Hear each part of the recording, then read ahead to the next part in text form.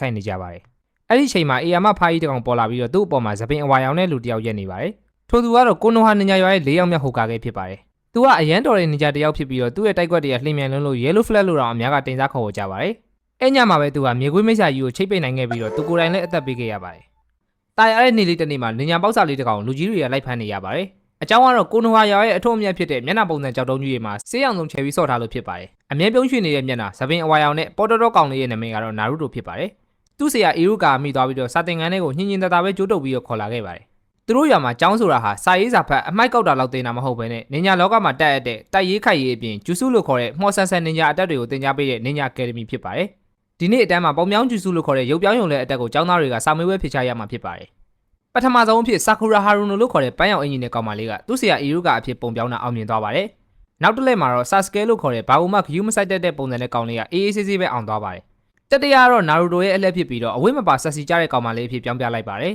။သူကိုယ်တိုင်ကအဲ့ဒါကိုဆက်စီဂျူဆူလို့နာမည်ပေးထားပါတယ်။အဲ့ညမှာသူ့ဆရာကသူ့ကိုရွာရဲ့အကောင်းဆုံးနဲ့တဆိုင်နေသောရာမန်ဆိုင်မှာလိုက်ကြွေးပါတယ်။နာရူတိုကရွာကိုကာကွယ်ဖို့အသက်ပေးခဲ့တဲ့၄ယောက်မြောက်ဟိုကာကဲအကြောင်းကိုပြောနေရင်သူလည်းတနေ့ဟိုကာကဲတစ်ယောက်ဖြစ်လာရမယ်လို့သူ့ဆရာကိုပြောလိုက်ပါတယ်။နောက်တစ်နေ့အတန်းကတော့စာမေးပွဲနောက်ဆုံးနေ့ဖြစ်ပြီးတော့ကျောင်းသားအားလုံးကကိုဘွားဂျူဆူကိုဖြေချရမှာဖြစ်ပါတယ်။ကိုဘွားဂျူဆူဆိုတာကကိုနဲ့တပုံစံနဲ့တူတဲ့နောက်တစ်ယောက်ကိုဖန်တီးရတဲ့နေညာအတက်ဖြစ်ပြီးတော့နာရူတိုရဲ့အညံ့ဆုံးဂျူဆူလည်းဖြစ်ပါတယ်။အဲ့ဒါကြောင့်ပဲနာရူတိုကလွယ်လို့ကျန်တဲ့ကျောင်းသားတိုင်းစာမေးပွဲအောင်ပြီးဂန်နင်းလို့ခေါ်တဲ့အငယ်တန်းနေညာလေးတွေဖြစ်လာကြပါတယ်။ဟိုကာကဲဖြစ်ချင်နေတဲ့နာရူတိုလည်းဂန်နင်းစာမေးပွဲမအောင်လို့1 AP တယောက်တည်းဖြစ်နေချိန်မီဇူကီဆိုတဲ့နေညာတယောက်ကလာခေါ်သွားပါတယ်။အဲ့ဒီညမှာပဲနာရူတိုကအန်နေရများလုံးလို့ဂျိတ်ပိတ်ထားတဲ့လှုပ်ဝက်စာလေးကိုဟိုကာကဲရုံးခန်းကနေခိုးလာပြီးစာလေးရဲ့ပထမဆုံးမျက်နှာမှာပါတဲ့ထက်ဆင့်ကိုဘွားဂျူဆူအကြောင်းကိုဖတ်နေပါတယ်။ဒါကိုသိသွားတဲ့နင်ဂျာတွေလည်းခေါင်းမိတောက်ကုန်ပြီးနာရူတိုလိုက်ရှာကြပါတယ်။အဲ့ဒီနေရာကိုအီရူဂါဆန်ဆဲရောက်လာတော့နာရူတိုကသူဒီစာလေးတွေကဂျူဆူတစ်ခုကိုတက်တာနဲ့စာမေးပွဲအောင်လိုက်မယ်လို့မီဇူကီကပြောတာကြောင့်ဒီမှာလေ့ကျင့်နေတာလို့ပြောပါတယ်။အဲ့အချိန်မီဇူကီရောက်လာပြီးတော့အီရူဂါကိုတိုက်ခတ်ကနာရူတိုစီကလှုပ်ဝက်စာလေးကိုတောင်းပါတယ်။နာရူတိုကမပေးတဲ့ကြောင့်လွန်ခဲ့တဲ့12နှစ်ကကိစ္စကိုပြောပြလိုက်ပါတယ်